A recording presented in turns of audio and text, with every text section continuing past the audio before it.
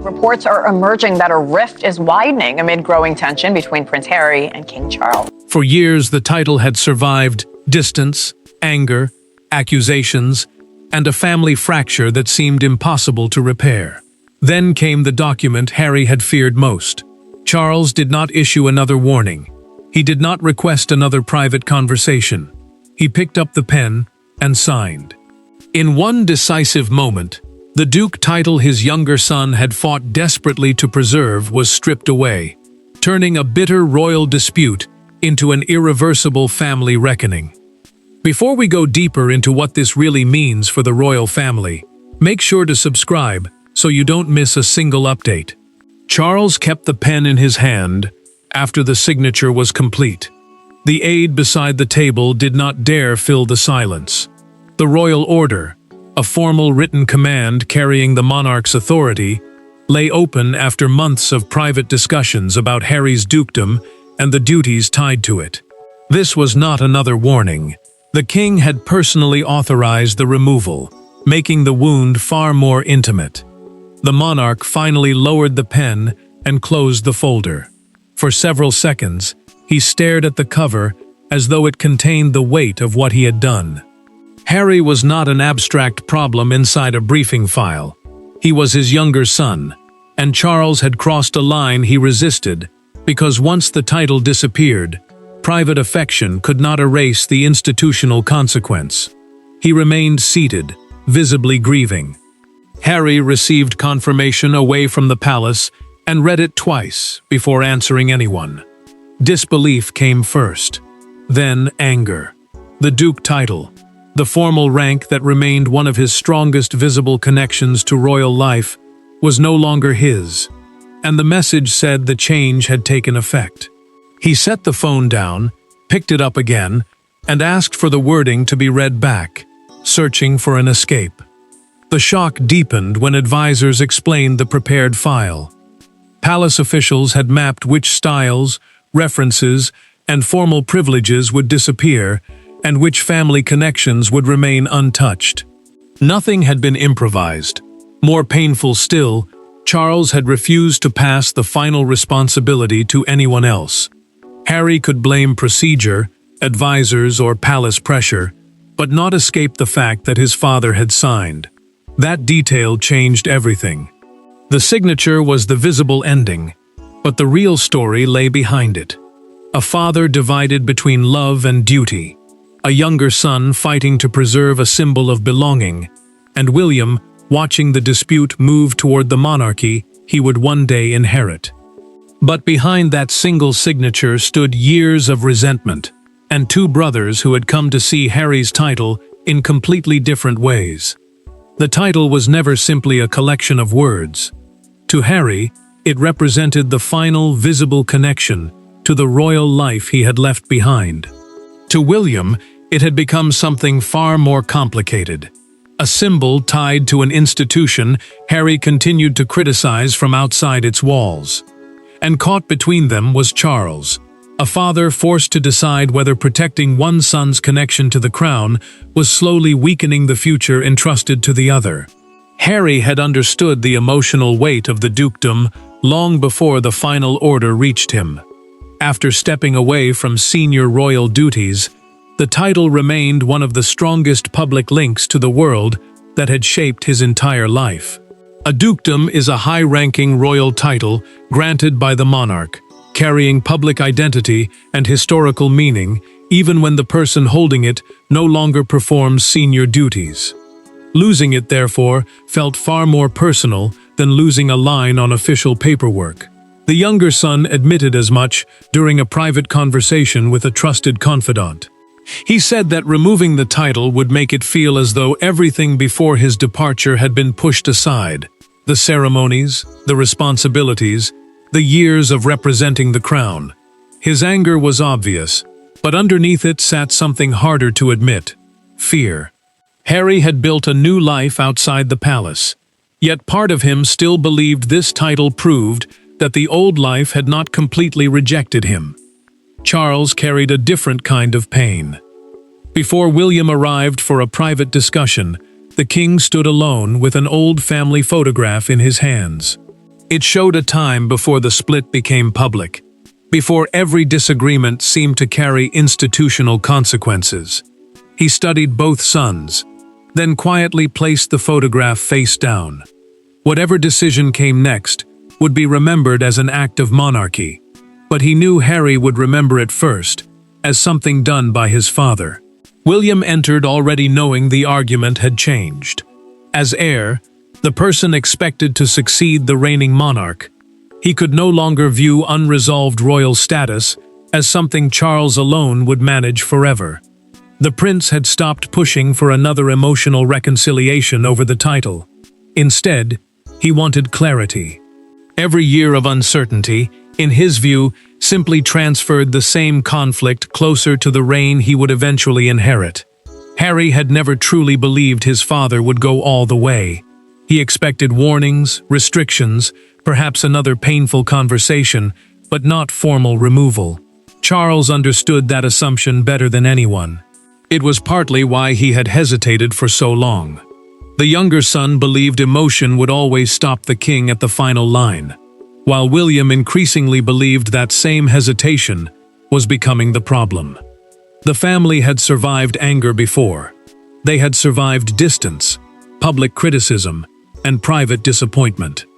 But one encounter would destroy the fragile belief that this dispute could remain suspended indefinitely. And the moment that transformed years of tension into a final decision began not with a public scandal, but with one closed-door conversation that went catastrophically wrong. Long before Charles placed his signature on the final order, there was one meeting palace figures would later remember as the moment everything changed. It was supposed to reduce the tension. Instead, it exposed how little trust remained. Harry arrived determined to defend the title he believed was inseparable from his place in the family. Charles entered hoping for reassurance. What followed left father and son further apart, and gave William the confirmation he had feared. Charles had already tried more than once to keep the family argument separate from the institutional one.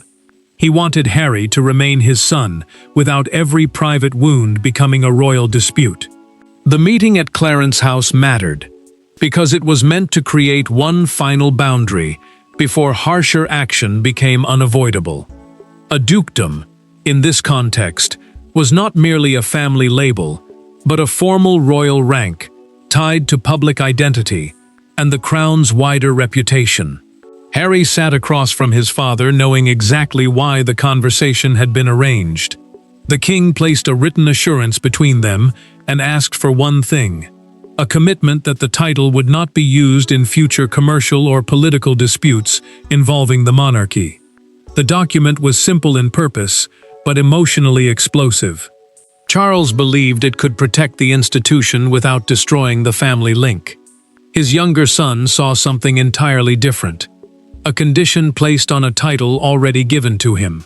Harry refused. He told his father he would not sign away control over how he used a title that had been part of his identity for years. Charles did not raise his voice. He simply asked whether his son understood what refusing meant. That question landed harder than anger. The younger man pushed his chair backward and said the request itself proved he was no longer trusted. He left the paper unsigned and walked out. The silence afterward hurt more than the argument. Charles remained beside the untouched document, shaken by what had just happened. This was no longer a disagreement about protocol, meaning the formal rules and expectations that guide royal conduct. It felt like a negotiation between two sides that no longer believed the other would bend. The king had hoped time would soften the conflict. Instead, the meeting convinced him that delay was only making the division deeper. William arrived later and immediately saw the change in his father. The prince listened as the monarch described the refusal in a private conversation, then admitted that the unsigned assurance had effectively been Harry's last chance to stop the title issue from moving toward formal action. The future king said little, but the meaning was clear. The line they had all avoided was now dangerously close. Days later, Harry received notice of another meeting. This time William would be there too.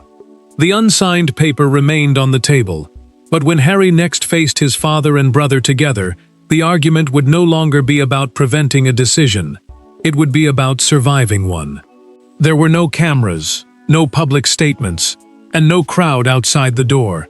Just three men carrying years of unresolved pain into the same room. Harry knew why he had been summoned. William knew what his brother intended to defend. Charles knew that whichever son he disappointed, something between them might never recover.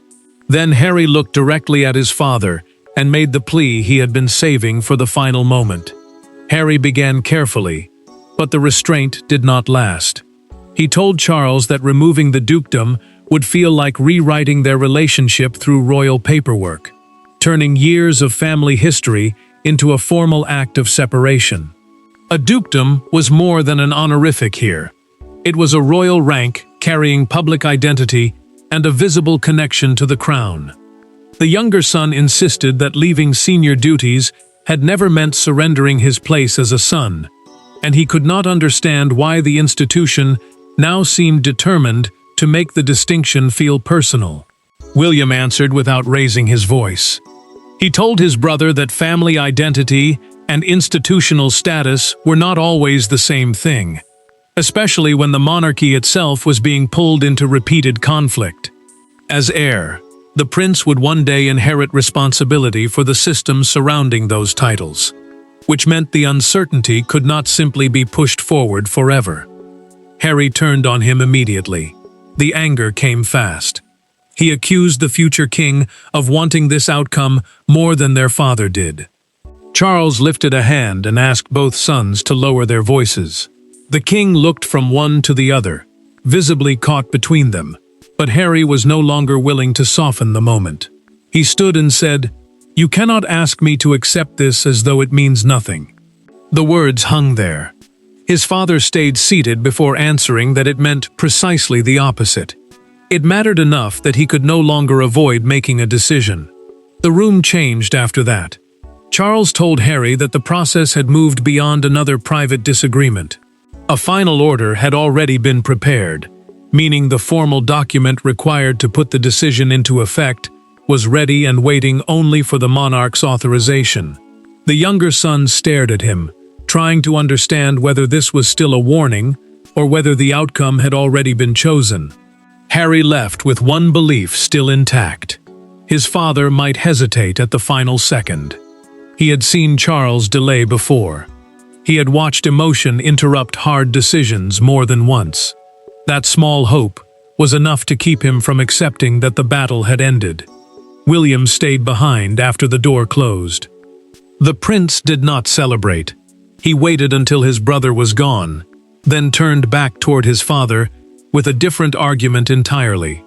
When the door finally closed behind Harry, Charles was left alone with the heir, and William's next words shifted the argument from family pain to the future of the crown. William did not need to demand that his father sign anything. By this stage, the stronger argument was quieter. He asked Charles to imagine the same unresolved dispute 5 years later, then 10. Would every controversy reopen the question? Would every royal transition inherit the same uncertainty? For the king, that was the unbearable truth. Protecting Harry from one painful consequence might simply hand William a larger crisis after Charles was no longer there to resolve it himself.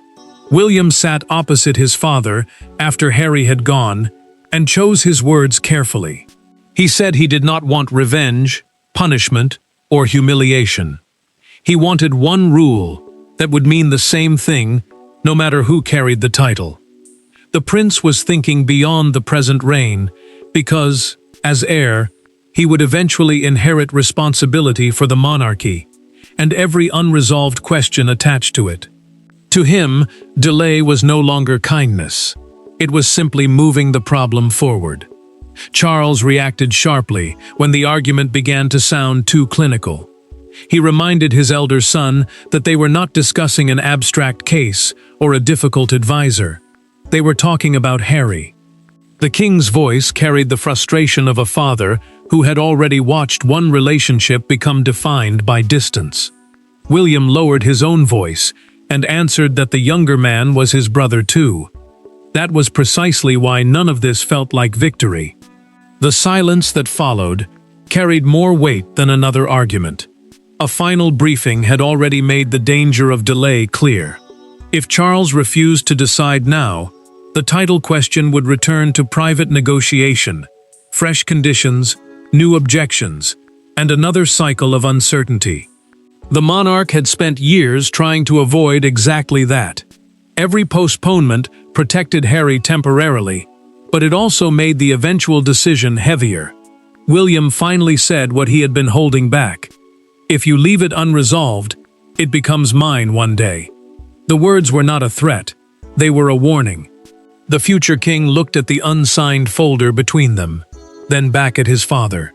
He knew that supporting clarity meant supporting something that would wound his own brother, and the discomfort was written into every pause. Charles asked the remaining aides to leave. The door closed, leaving father and heir alone.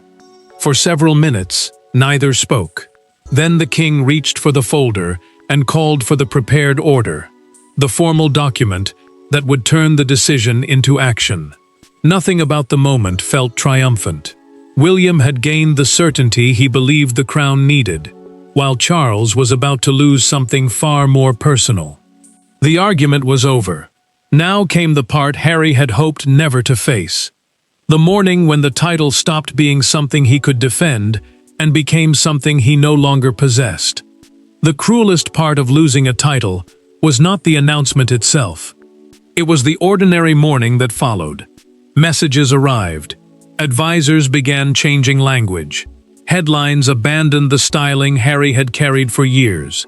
Nothing physical had been taken from the room around him, yet the identity attached to his public life had changed overnight. For the first time, anger could not delay the consequence, and protest could not prevent everyone else from moving forward without him. Harry watched an advisor revise a prepared statement and stopped him almost immediately. The first line had changed. The ducal styling, the formal wording used to identify someone by a duke title, was gone, replaced by simpler language that made the new reality impossible to ignore. He asked to see the previous version, then stared at both lines side by side. The difference was only a few words, but those words had carried years of public identity. The younger son closed the laptop without approving anything. He had expected the order to hurt, but not like this. Palace communications had already begun using the new wording, which meant the decision was no longer trapped inside a document. It was being applied in real time. Yet Charles had not erased every connection. Harry was still his son, still part of the family by blood, and that distinction made the loss more complicated rather than less painful. Meghan saw the anger begin to collapse into something quieter. She had heard him argue, challenge, and reject the decision, but now the fight seemed to drain from him. She urged her husband not to release an immediate response. A furious statement, she warned, could turn a title dispute into a permanent public war with his father. Harry listened, but said little. For once, silence felt harder than confrontation. The next detail unsettled him even more. Charles had deliberately rejected wording that could be interpreted as disowning his younger son. The king had drawn a hard line around institutional status, while refusing to make that line a declaration of emotional rejection. Harry did not know whether to see that as mercy or contradiction. Either way, it meant his father had thought carefully about exactly what he was taking away, and what he refused to touch. William offered no public celebration. The prince issued no triumphant message, and gave no sign that he considered the outcome a personal victory. Instead, a private request reached Harry. One conversation, brother to brother, with no advisors and no palace officials between them. Harry hesitated. Meghan knew how dangerous that meeting could become, but she also knew what refusing it would mean. After everything that had happened, the brothers might never get another chance to speak without an institution standing between them. The palace battle had produced a winner and a loser on paper. But when the brothers finally spoke without advisors between them, neither man felt victorious. For once, there were no secretaries taking notes, and no constitutional language shielding either brother from what he truly wanted to say. Harry entered, prepared to accuse William of engineering his humiliation. The heir arrived, expecting that anger. Yet the conversation changed when William refused to defend the victory Harry believed he had won. Instead, he admitted something the younger brother had not expected to hear. The decision had cost their father more than either of them understood. Harry did not waste time. He asked whether his brother was satisfied now that the title was gone. William answered no.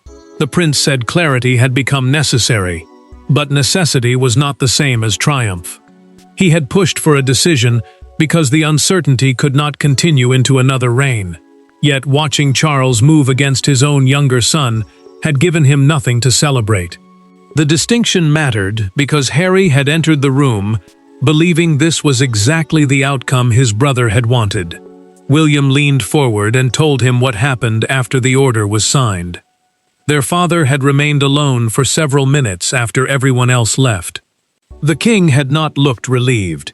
He had not spoken like a man who had solved a problem. Harry's expression changed as the recorded account of that private moment was described to him.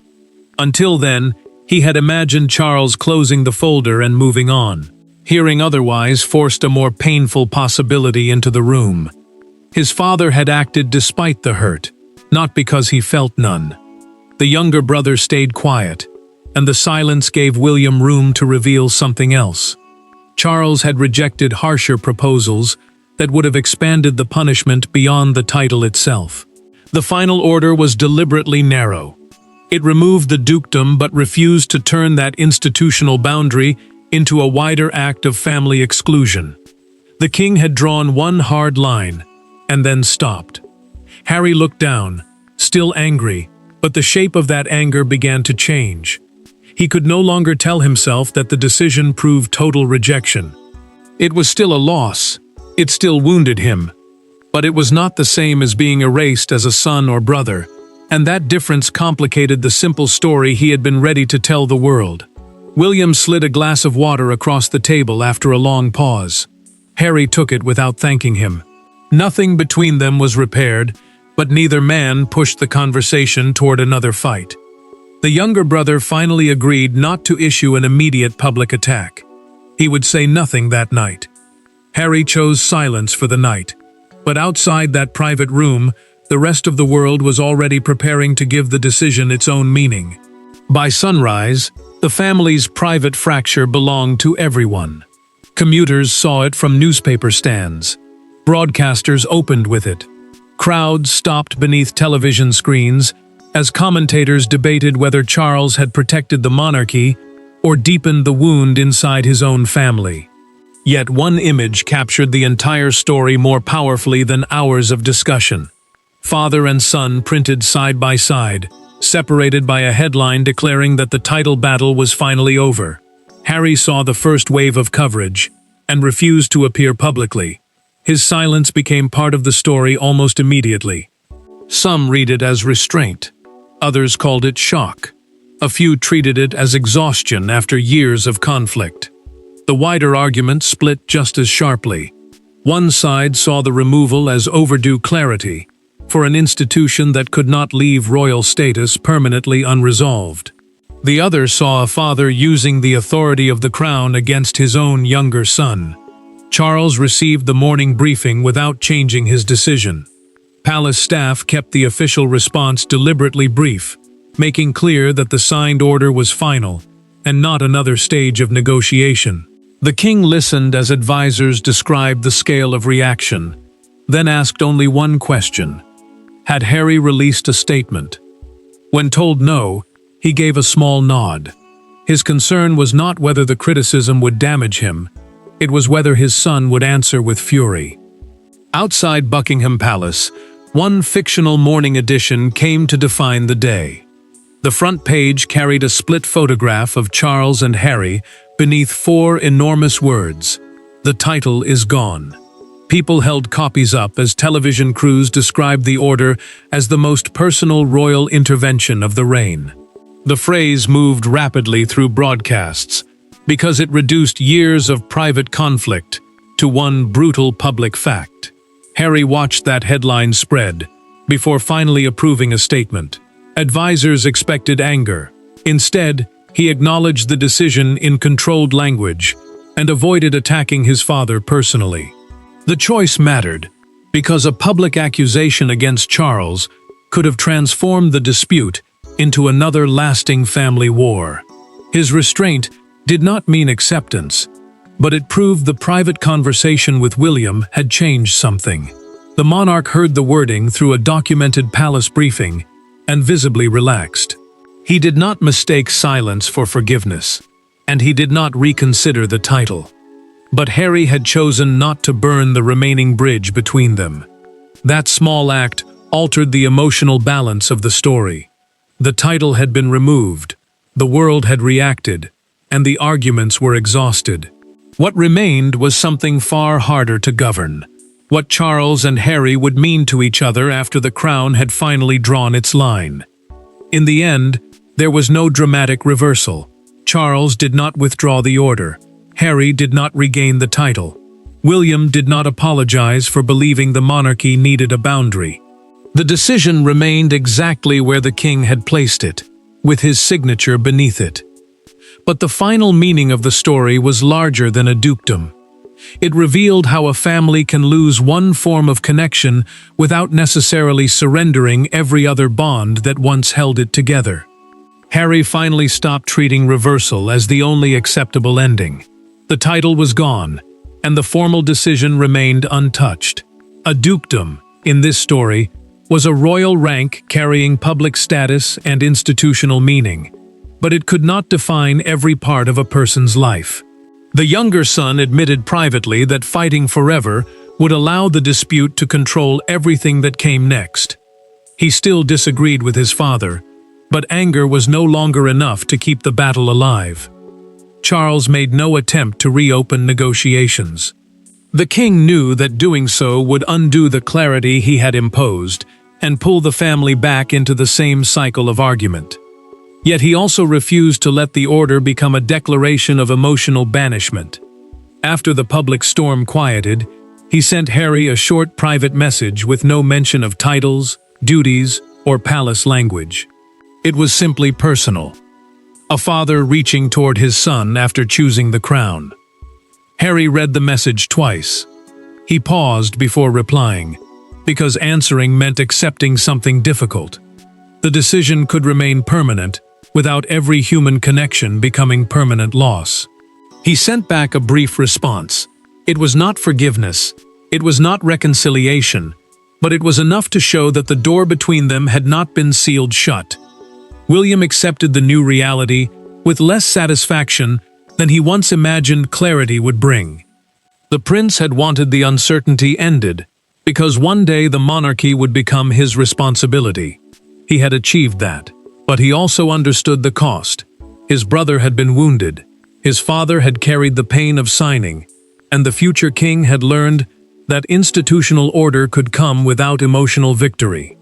Charles had chosen the monarchy where the title was concerned. Harry had lost the rank he fought to preserve. William had gained the clear boundary he believed the crown required. None of them walked away untouched. The signature remained. The title did not return. But neither did father and son allow one royal order to become the final definition of their relationship. And that was the lasting verdict of the moment. The monarchy chose its boundary, while the family, however damaged, chose not to disappear. Thanks for watching. Please don't forget to like and subscribe, and we will see you in next one.